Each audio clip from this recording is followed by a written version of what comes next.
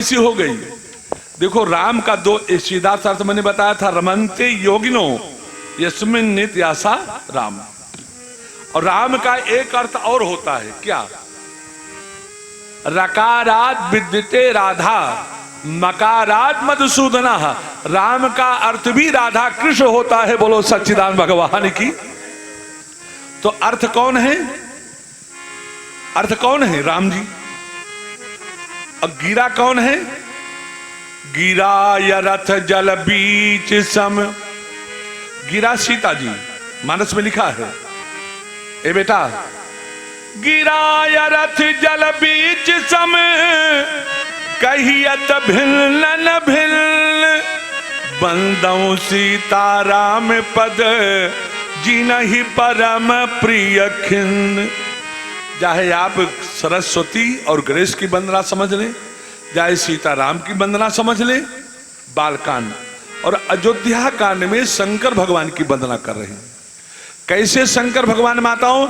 जिनकी गोद में पार्वती बैठी हैं और सिर पर गंगा जी हैं। ऐसे शंकर भगवान की वंदना क्यों कर रहे हैं? अयोध्या कांड जवानी का कांड है और शंकर भगवान ने काम को जलाया है। एक गोद में एक सिर पर, फिर भी काम को जलाने वाले हैं। तो शंकर गोस्वामी जी बताना चाहते हैं, दुनिया वालों, अगर तुमने जुवानी में काम को सही कर लिया तो उत्तर कांड तक सही हो जाएगा। और अगर तूने जवानी कांड पर ध्यान नहीं दिया तो अरण्य कांड में ही उलझे रहोगे। बोलो सच्चिदानंद भगवान की। आगे जाने का मौका नहीं मिलेगा। और हमारे कोटेदार की तरफ से कई लोग वकालत किए केवट प्रसंग के लिए। हाँ? कोटेदार आरती में दावत पैसा की नहीं दौचा तब का केवट प्रसंग लू 800 रुपया ना सुनो जा हैं।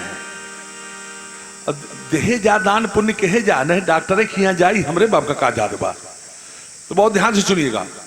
अच्छा एक बात बताओ, हम राम जी को गंगा पार करवा दें तब नैया मंगवावें कि नाव मंगवा लें तब पार करवावें? बोलो आप लोग। न, हम नाव नहीं मंगवाएंगे, पहले पार करवाएंगे। क्यों? कभी कभी होता है। एक बार मैं सुखताल में कार्यक्रम कर रहा था गुरुदेव भगवान के पास। जनकपुर दर्शन की कथा सुना रहा था। समय पूरा हो गया, बंद कर दिया और हमारे श्री गुरुदेव भगवान का चेहरा एकदम लाल हो गया। लाल तो वैसे भी थे। माइक पकड़े, कहा भले मानुस, हमारे राम जी को तुम सड़क पर खड़ा कर रखे हो, 24 घंटे वो खड़े रहेंगे, उनका पैर नहीं दुखेगा? और ये हमने कहा गुरु जी का हमने ध्यान नहीं दिया। यही सीता विदाई जो कल सुनाया था, एक जगह सुना रहा था, जनकपुर से बाहर निकाल दिया, अयोध्या पहुंचाया नहीं। अरे मैया इतना हमको डांटी, इतना डांटी कि मैं आपसे क्या बताऊं। दुनिया को मैं डांटता हूं लेकिन हमको डांटी। कहा महाराज तुमको कुछ नहीं आता है। बताओ, सीता बिटिया को न पिता के यहां रहने दिए, न ससुराल पहुंचाए, बीचे में छोड़ दिए। तो कुछ भाव। अरे यहां जब मैं पहली बार आया था सन 86 में, तो उस समय रामायण चल रहा था रामानंद सागर का, और लक्ष्मण मूर्छित थे। तो कई दिन रविवार मूर्छित ही थे। एक ने अपनी टिबिये फोड़ डाला हो, एक जूता खींच कर मारा, टिबिये फूट गई कि लक्ष्मण मूर्छित। भाव होता है। एक जगह राजा दशरथ के मरण की कथा सुनाया। पहले अपने हाथ से बनाता खाता था, सबको पता है। तो बना करके जाता था, लौट करके आकर के नमो नमो। तो जिनके यहां रुका था, हमने कहा मास्टर साहब चलो भोजन कर लिया जाए कथा के बाद। कहा महाराज आपको खाना हो खाओ, हम तो खाएंगे नहीं। हमने कहा क्या हुआ मास्टर साहब? कहा राजा दशरथ की लाश पड़ी हुई है, अन्न नहीं, मैं तो जल भी नहीं ग्रहण करूंगा। तो कुछ भावुक भक्त मिल जाते हैं। तो चूंकि आज राम जी गंगा पार तो जा नहीं पाएंगे, बहुत खींचूंगा खाचूंगा तो कल पहुंचेंगे। तो इसलिए किसी को कष्ट न हो, मैं राम जी को गंगा पार पहले करवा देता हूं, नैया बाद में मंगवाऊंगा। बोलो सच्चिदानंद भगवान की। बहुत ध्यान से सुनिएगा। राम जी गंगा पार जा चुके हैं, केवट को कुछ देना चाहते हैं। क्या देना चाहते हैं हम आप विस्तार से सुनेंगे, लेकिन केवट कहता क्या है।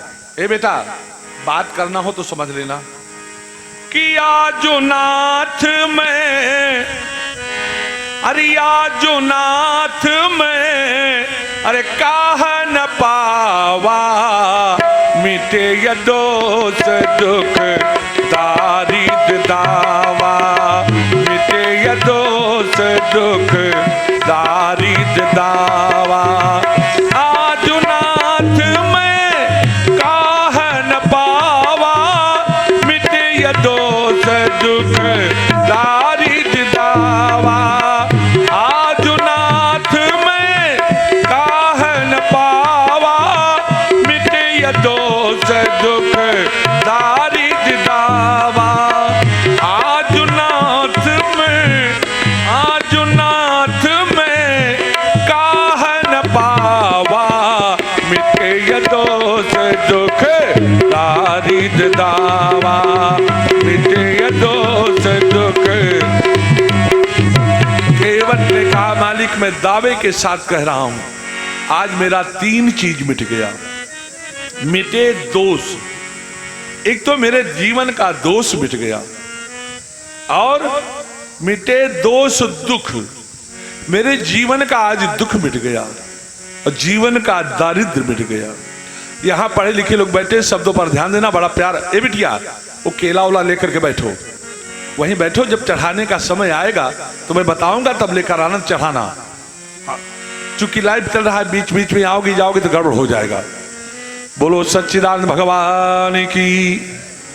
शब्दों पर ध्यान देना, आनंद आ जाएगा। लक्ष्मण ने कहा केवट क्या कह रहा है, कहा मिटे दोष दुख दारिद्र, दावे के साथ कह रहा हूं आज मेरा दोष मिट गया। भक्तों, जीवन का दोष कब खत्म होता है जानते हो? जब तक हमारे आपके जीवन में दोष नहीं आएगा, तब तक हमारे जीवन का दोष समाप्त होने वाला। दोष माने, दोष माने संतोष, कि बिनु संतोष। थोड़ी सी आवाज सही कर दे बेटा, थोड़ी सी, वो चाहे हार्न बढ़ाने से हो, चाहे जैसे सही कर लो बस। अरे आज बिनु संतोष न काम न साही, काम यछत सुख सपने होनाई। कि उदित अगति पंथ जल सोखा, उदित अगस्त पंथ जल सोखा। जिमिलो भाई तो कई संतोषा, जिमिलो भाई तो कई संतोषा। उदित अगस्त पंथ जल सोखा। और भक्तों, हम लोगों ने रहीम का एक दोहा पढ़ा था, गोधन गज धन बाज धन और रतन धन खान, और जब आवे संतोष धन सब धन धूरी। देखो, दोहा गा लेना आसान है, लेकिन किसी के जीवन में संतोष आया है? भक्तों, एक जगह मैं गया था शिष्य के यहाँ, तो 475 रुपया विदाई दिया। रास्ते में गिना, हमने सोचा यार 25 रुपया और मिल गया होता तो 500 की नोट पूरी हो गई होती। और सुनो, जा रहा था, रास्ते में एक चेला मिल गया तो 500 रुपया उसने दे दिया। हम सोचे यार 25 होता तो 1000 हो गया होता। संतोष हंसने के लिए नहीं कह रहा हूं, जितना आता जाए उतना ही कम है। संतोष हमारे आपके जीवन में है कहां? केवट ने कहा मालिक मेरे जीवन में दोष आ गया है, मेरे जीवन में संतोष आ गया है, इसलिए मेरे जीवन का दोष समाप्त हो गया है। और मालिक मेरा परिचय क्या है? सुनो, केवट तो सही सही बोल रहा है, हम लोग भी बोलते हैं। हम लोग मंदिर में जाएंगे, एक अगरबत्ती जलाएंगे तो भगवान के सामने कहेंगे मैं मूर्ख खल कामी, कृपा करो भरता। गाते हो कि नहीं आप लोग? माताओं गाती हो कि नहीं? बहुत ध्यान से सुनिएगा। हम भगवान के सामने जाते हैं तो कहते हैं मैं मूर्ख हूं, लेकिन रेवा माऊ का कोई दूसरा व्यक्ति आकर के कहे विनोदानंद तुम मूर्ख हो, तुम उसका सिर फोड़ने के लिए तैयार हो जाएंगे। यार भगवान के सामने कह रहे मैं मूर्ख खलकामी, तो कोई दूसरा कह रहा तब क्यों नहीं बर्दाश्त कर रहे हो? इसलिए कि भगवान के सामने हम नाटक कर रहे हैं, यहां से कह रहे हैं, यहां से थोड़ी कह रहे हैं। लेकिन केवट परिचय बता रहा है। मालिक मेरा परिचय क्या है? का कायर कपटी कुमति कुजाती, कायर कपटी कुमति कुजाती, लोक वेद बाहिर सब भांति, लोक वेद बाहिर सब भांति। राम की नया पल जब ही ते, राम की नया पल जब ही ते, भयउ भुवन भूषण तब ही ते, भयउ भुवन भूषण तब ही। केवट ने कहा मेरा मालिक मेरा परिचय है, मैं कायर हूं। कायर माने डरपोक, कपटी, कपट करने वाला हूं। मेरी मति भी अच्छी नहीं है और मेरी जाति भी अच्छी नहीं है। केवट है महाराज, मेरी इतनी नीच जाति है, न तो रेवा मऊ वाले सम्मान देते हैं, न वेद में ही कोई सम्मान मिलता है। अगर मेरी छाया किसी को लग जाती है, छाया छूता नहीं, अगर मेरी छाया किसी को लग गई, ये व्यक्ति अपने को अपवित्र मान लेता है। ऐसा मैं था। ऐसा होने के बाद जब मैंने राम जी के चरणों को छू लिया और राम जी के चरणों को धो लिया, तो रेवा मऊ में आए भक्त ईमानदारी से बोलो, राम जी जिसको अपना बना लेते हैं, क्या उसके बाद भी उसमें दोष रह जाता है? कहा भगवान ने जब अपना लिया तो मेरे पास दोष कहाँ है? और दुख भक्तों, सबसे बड़ा दुख क्या है आप लोग जानते हो? कि नहीं दरिद्र सम, अरे नहीं दरिद्र सम दुख जग माही, नहीं दरिद्र सम दुख जग, नहीं दरिद्र सम, नहीं दरिद्र सम दुख जग माही, नहीं दरिद्र सम दुख जग माही, सल्क मिलन सम सुख जग नाहि, संत मिलन सम सुख जग माहि, आहा, सल्क मिलन सम सुख जग नाहि। मालिक, जीवन की सबसे बड़ी दरिद्रता दुख का कारण है, और संत मिल जाए तो दुख सुख में बदल जाता है। शब्दों पर ध्यान देना, आनंद आ जाएगा। केवट ने कहा मालिक जीवन का दुख समाप्त हो जाता अगर संत मिल जाए तो। और प्रभु अब हमारे जीवन में दुख कैसे रह जाएगा? कहा क्यों? काल संत मिल जाए तो दुख सुख में बदल जाता है, और संत भी जिसका भजन करते हो वो भगवंत ही जिसको मिल गया हो मालिक, उसके जीवन में दुख कहां रह जाएगा? और केवट ने कहा मालिक क्षमा करना, दुख हमारा नहीं मिटा, दुख तो आप तीनों का मिट गया।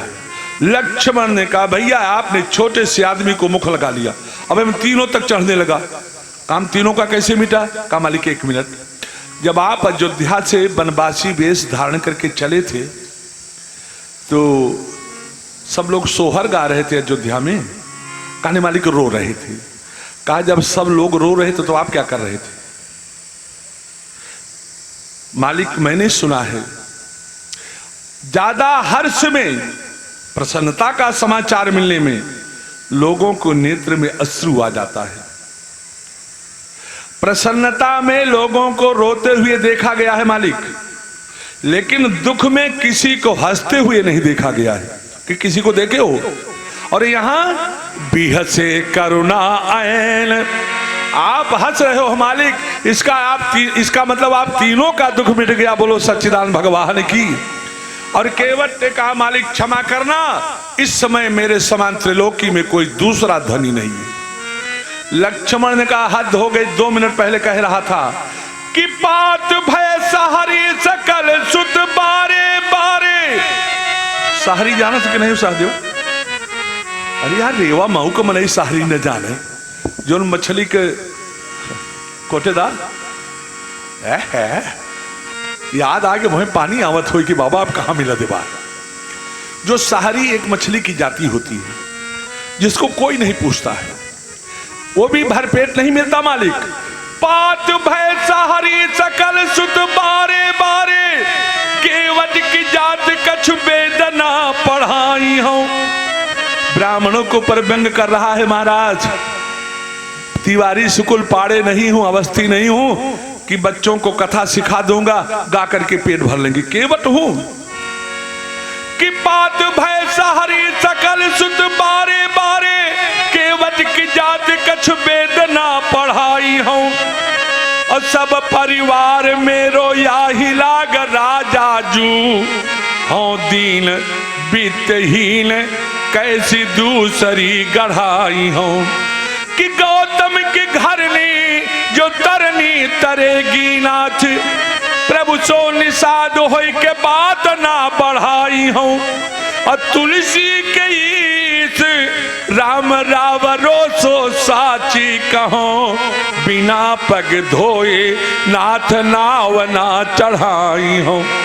क्यों रे, तू 2 मिनट पहले कह रहा था मैं वित्तहीन हूं, निर्धन हूं, मेरे पास धन नहीं है। अब तो धनी कैसे हो गया? शब्दों पर ध्यान देना, आनंद आ जाएगा। एक बात बताओ, मांगने वाला बड़ा होता है कि देने वाला बड़ा होता है? हा? मांगने वाला बड़ा होता है या देने वाला? हा?